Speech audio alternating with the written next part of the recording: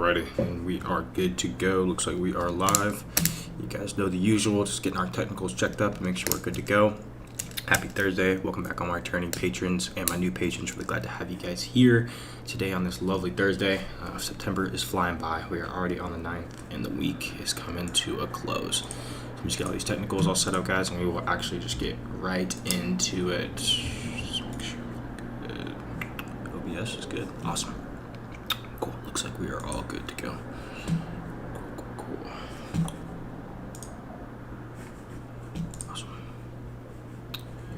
Awesome.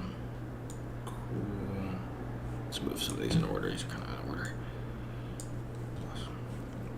Alrighty, guys. So first off, we're gonna jump right into it. Just really get right, to what we got to get to today. So we had a lot of readings today. So if you guys were paying attention to the Patreon the other day, yesterday, particularly around in the morning, around like 10 or 11, and earlier this morning, and as well as kind of late last night, we had a lot of different things going on. If you experienced our little dip that we had about 2 days ago, we had a notice of a lot of centralized exchanges going out, Voyager, BlockFi, CoinBase, Binance, US, all of those just all off service on Tuesday when we did have our very, very flash kind of correction type deal.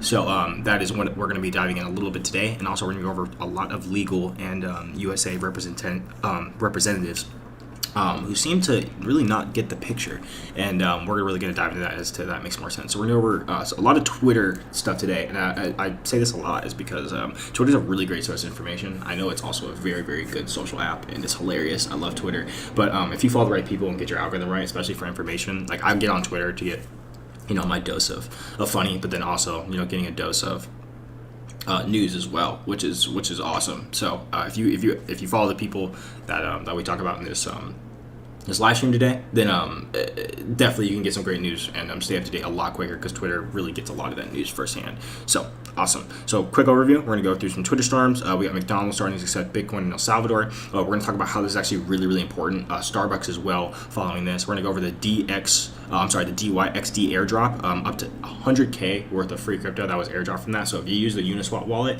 and you have used this project and you've checked out the criteria, we're going to take a look at the criteria and see what that is. And if you did, then you probably have a good amount in your wallet waiting for you.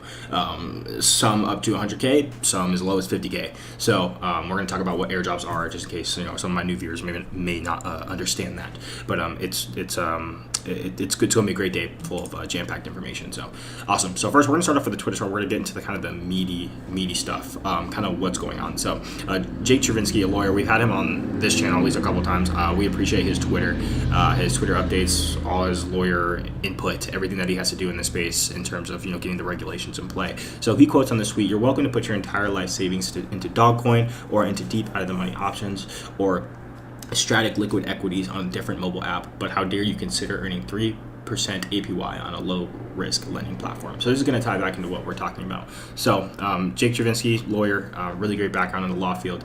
He's helped Coinbase with a lot of lawsuits in terms of just SEC, and really, as you guys know, the innovation and regulation of crypto is still forming. So some things are just not exactly clear about what is okay, what is not okay, what is considered a security, what is not considered security, and the SEC hasn't done a very good job of that at all. So we knew last year, if any of you guys were here last year on the tax filing question, talking about how poorly worded it was. I know for me last year when I did my taxes, it was a very, very tough scramble effort just to really understand what they're saying, because the worst thing you want to do is not of course comply, but then also it's tough if they're not giving you clear direction on how you can comply. It's not a matter of if we're going to comply and if we want to, it's a matter of they need to give us a clear pathway for us to walk this down and figure it out as we go, and that just is not what the United States has been doing at all in terms of the whole fintech space, and especially the cryptocurrency space. So this is going to connect back into our other Twitter storm as we go on to the next article of what Jake presented in his tweet. So one of the also reasons why this is really important is that if you guys remember, 3% APY is not the most extravagant number in the world. Banks, of course, are not the best at all, 0.1%, 0.05 and less than 0.5%. Nothing absolutely extravagant, but when it does come to DeFi and at least the crypto realm in terms of lending and borrowing and your APY, that's a very, very low on this scheme of DeFi. We've gone through DeFi tutorials, staking, liquidity pools. I mean, we've seen APYs up to 40%, 50%. Of course, not some that are sustainable, but some even at 12, 15 that have been sustainable for many, many months or if not years now. I know I got a couple pools that have been about 8 to 12% for about the last year now that have done very, very well as long as they keep up with their liquidity and providing validators and paying interest. It seems to, of course, continue how it's supposed to. So going after a 3% is that's very, very petty. So we're gonna as we move on here, we're gonna kind of get more deep in that as to how this really came about. So going even into the next tweet, Jake Chervinsky definitely mentions again, it's time to admit this regulatory regime is not working. And then the tweet below that was, I'd like to thank the SEC for protecting me against our 60K DYDX airdrop. So this is going to compile back into our first housekeeping that we were talking about. Is that those who in the US, some of us actually could not receive this airdrop. I'm not sure about the restrictions and regulations of how this went down, but I believe if you were new enough or you just didn't utilize enough wallets, but of course we've seen over the years, even here, I mean, just this whole year has been an absolute just crazy bunched up send. It's been 2 years in one, but we've moved so quickly in terms of the regulation, even if it, the laws haven't really put that in play. We've seen countries holding, Bitcoin now and utilizing blockchain technology. We've seen states such as Wyoming and a lot of those governors, make a safe haven in terms of cryptocurrency. We've seen Florida do the exact same thing, and a lot of other states as well doing the similar thing with one another, trying to push their narrative and, make their state, the hub of whatever they are going for. So connecting this back, some people actually, this was denied in the United States. Some people that have been using the wallets and were eligible for this airdrop cannot receive it. Not in terms of it was denied by the government, saying the SEC came in and said no. Just a matter of the regulations of how it's going to go. If you of course received that, you probably did receive it still, but a matter of how that is going to be taxed or that's going to be governed, in your country or however the government wants to deal with that, it is completely on them. Whether that be of course receiving cryptocurrency from individuals. So if you send me anything in my wallet without permission, that's not a taxable event. So of course these people cannot be taxed on that, since that's exactly the laws written in play, and that goes for not just cryptocurrency but other goods and services as well. But it's Jake also, he puts on top of this quote, it's time to admit that this regulatory regime is not working, and it very much is true. It makes things very, very tough. And if we kind of go into the comments here, people back up Jake pretty hard. Have you ever published or share your thoughts on what a better system looks like? Would you be curious to reach us here? I don't think it tweaks around the margins it requires for a whole new set of ideas. Really tough, but it doesn't matter that developed an interest. So it really is. A lot of people say that you can't make a new system unless the old system completely collapses. And I'm not sure if I completely agree with that, but I mean, it feels like you would have the same whole cycle if things did not change severely from the first cycle, meaning our traditional finance system. So moving on to our Brian Armstrong tweet, this is where things really get interesting. This is a very, very long one. I put this in the Patreon the other day, making sure I'm not missing up any chats or anything along those lines. Cool. But going back to Brian Armstrong and his tweet storm, this is about like 20 something long. It's pretty long, but overall it was 21. But overall, it had some great information. We're going to kind of skim through this as well. So his first one is some really sketchy activity behavior coming out of the SEC recently, story time. And then second, I know we won't go through all this, but I'm going to try to pick and choose which are the most important ones. Millions of crypto holders have been earning yield on their assets over the last few years. It makes sense. If you want to lend out your funds, you can earn interest. Everyone seems happy. So first, we're going to stop here and explain why this is really important. So this has been happening for years, endless years, and pretty much since banking exception. This has been the deal here. Bonds and other banking lendings, it used to be higher. There used to be times where you can earn 2% from Bank of America, you can earn 3% from JP Morgan or Wells Fargo. It used to be a lot more prevalent to put your money in, park it, and you would earn a decent return. But of course, we saw 2008. I was a bit younger. I don't know much about 2008 in terms of me living through it because I was so young. But now, as you see, with coronavirus, we've experienced the exact same thing, pretty much worse than 2008. So if you were in 2008, if you're older watching my channel, or if you're subscribed or you remember 2008, versus now, the numbers, of course, are very, very relevant in terms of this year being much worse. But in terms of comparing the two, the exact same events pretty much unfolded. So you've always been able to do this, and the fact that you cannot do this even on a traditional fintech such as Coinbase or crypto exchange just doesn't really make any sense, because that's exactly how it's always been. So even going down to 3, a bunch of great companies in crypto have offering versions of this for years. Coinbase came out recently and said we would be launching our own version. So that is also true. So Voyager literally pays you to hold cryptocurrency on their platform. And it's pretty good. It's 8 to 12% on some of your assets. I know Cardano is like 6. Chainlink I know is like I want to say like 7 or 8. Bitcoin is about 5. Ethereum is about 5 as well. So 5% APY just for holding on the platform, and it's paid out monthly. So that is also a pretty weird flag to me that I saw from as well, that there are so many other platforms. Nexo as well is the exact same thing. BlockFi as well is the exact same thing. They all have you park your assets for better yield, so your money is working for you. So this is not something new that has been exposed into the cryptocurrency space, or actually the whole entire traditional space as well. So let's actually skim forward a little bit further and see if I can find the one that I really wanted to look at. So I think it was number 7. Look, we're committed to following the law, but sometimes the law is unclear. So if the SEC wants to publish guidance, we are happy to follow. It's nice if you actually enforce it even across the industry equally, by the way. So, he's a little upset. He's throwing some shade. He's throwing it out there, and he's letting these guys know that if you're going to, lay down these laws, and, it's pretty serious in a way. I mean, they're threatening to, sue these individuals if they do choose to go with these lending platforms and do what they are doing under the registered of security. And where I'm going to back that up and say that even further is that in terms of the fear sentiment, this is not something I'm worried about at all, just for a number of cases, is that the amount of times that we've been through something like this, not only just overseas in another country, exchanges, with China and everything, miners getting kicked out and so on. We've been through, just this year alone, we've been through an absolute just crazy roller coaster ride of crazy highs and, crazy lows. But, as someone who's been here for a very long time, this is something that you have to stay clear from the smoke and mirrors, that this is something that is just part of the journey. So when things like this come out, it could definitely be, it can be instinctual for you to say, oh my gosh, I'm done with this. Like, I don't want to have any part of this. If there's legal representation and, a lot of things going on in terms of if the U.S. is going to be acceptance or not. We're not going anywhere. This is just something governments also forget that, they don't control blockchain technology or cryptocurrency or fintech. Fintech controls them, and they need to bend to us. So, and that's just really the truth. So yes, they can lay the laws and implementations of what they want to do. And, they may end up, winning in the short term in terms of, what they want for their laws and KYC and their centralization. But in terms of, really the end goal of what this is going to accomplish, it's just not going to happen in their favor. Number one, they're not going to live long enough to outsee the output, in terms of the full effect of what blockchain technology and cryptocurrencies are going to implement. But also, they don't even know what they're voting on.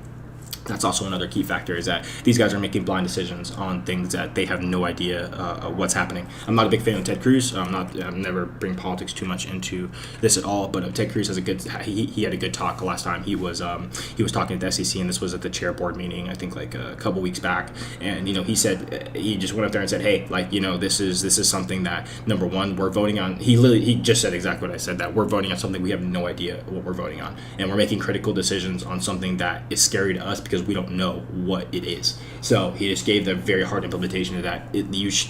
Our chairmen, our people need to understand what they're voting on, and maybe if they really did understand full effect, what the future holds, and the economic GDP raise and a lot of other things that are going to boost your country's input of equities, is exactly what they should understand. So more jobs from mining facilities, more developer jobs to not push them offshore. And I'm going to kind of get to that towards the end here about how that's going to go from a developer's perspective, at least for my job, about how this is going to be it's going to make our job a lot more difficult, but it's going to probably cause a lot of shifts in the puzzle, if that makes sense. So let me just make sure I'm staying on track. Let me make sure I find the right tweet that he was talking about. Oh, here we go. It was 15. The SEC was the only regulator that refused to meet with me, saying we're not meeting with any crypto companies. This was right after we became the first crypto company to go public in the US. And Coinbase this just happened this year. I don't know if you guys remember their IPO, but I spent most of my time in Washington D.C. with meetings of Congress and heads of various federal agencies, along with Ron Conroy, Katie Yuan, and I am Provely. I don't know who that is. I think I'm probably just another chair member. But he went there, and that's exactly what he did. So, and then Gensler has been confirmed just a month. Oh, I'm sorry. Gensler had just confirmed just a month prior. So I brushed it off as the SEC is still getting its feet under it, and now I'm not so sure. So that is also another issue. I think that's the last one I really wanted to read. I don't know if he, yeah. And then he wraps up with the doors hopefully open for clarity in this industry deserves harming customers and companies and processes of America could really use us all working together to figure this all out right now. So that is also very true. So really the closing thoughts on this is that a couple of key points is that we have individuals who don't know what they're voting on. They're scared of technology and power being distributed from them to the common man and the common woman. Number two is that really when it comes to developer side is that when these implementations, at least what they're doing for, and we saw with Uniswap as well, the whole crackdown and auditing about wanting to see developers interviewed, and I mean it's really a whole shakedown, guys. Like they're interviewing everybody who works there. They're doing it is a very it's a hard audit, like a criminal, like pretty much like it's the whole like spill deal. It's the whole thing. So really where I want to wrap up on this is that this is not something that I'm worried about, but it's important for you guys to understand because this does drive market sentiment, and this also does drive about how we're going to bend with this in the future. Like I said, it's not something to just freak out about and absolutely exit. No, it's just all part of growing pains about how we are in this space. Same thing happened with seatbelts. Same thing happened with the internet. I know you guys. I don't know if you guys knew this, but in China, when the early internet came out, China banned Google and Facebook for the longest time. Like I mean, of course, it's a different nature of life over there. But in terms of here as well, we had regulatory practices as well. Like there were certain things that we couldn't do online for a very, very long time. Same with seatbelts in cars. Electric had the exact same thing. I remember seeing an electric like propaganda ad. It was the funniest thing ever. It was like power lines and like they were just shooting lightning bolts like out of the power lines, like killing people on the sidelines. And like that's just not how it works. That can happen, but that's just not how the power grids go. You just don't walk next to a power grid and get absolutely barbecued. So this was I know this is kind of a longer rant, but I thought it was really, really important in case you guys didn't read, because I posted on the Patreon the other day. But I really wanted to express this and kind of get that out there so you guys understand really what's going on behind the scenes about how these big guys are really playing their cards right in terms of either getting to know the information, everything I just explained. We'll just definitely move on. I don't want to stumble over my own words and say the same thing over and over. But you guys definitely got the point about definitely what they want from us, and it's not it's selfish. It's very, very selfish, and these guys are the worst. These guys are the absolute worst. So I thought this was funny. Rob Gronkowski has actually got partnered with Voyager. We've seen this a ton actually. We saw Trevor Lawrence get the exact same treatment with his cryptocurrency deal, and a couple other athletes as well that we've talked about over the past couple months to a year now on this channel. But Rob, I thought this was really funny. He had like a little small I want it to be the best. Sorry, it's just absolutely loud. Sorry. I thought it was funny. He's a funny guy.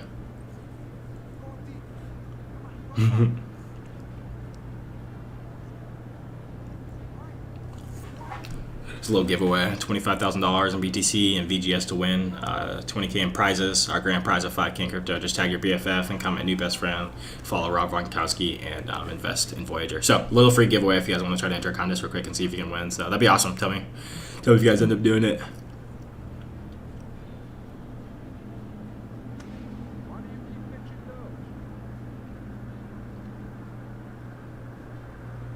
He's a goof.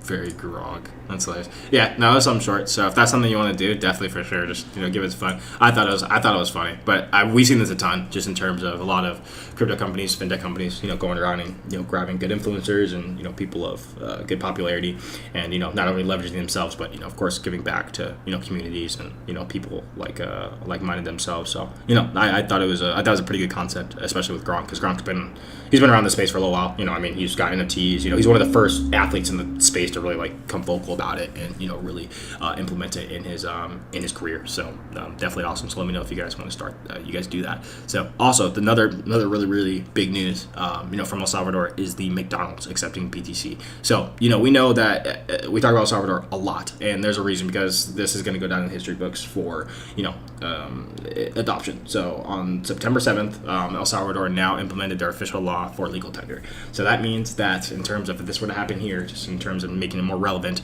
that if the United States implemented a BTC legal tender act, is that all that would mean is that you of course can still use your US dollars. That's completely fine. It would just mean that a merchant or any terms of service for goods or services has to accept Bitcoin in terms of offering, that as currency. So if you went into a store today and you wanted to buy an all pennies, and that guy said no, they legally cannot do that for you.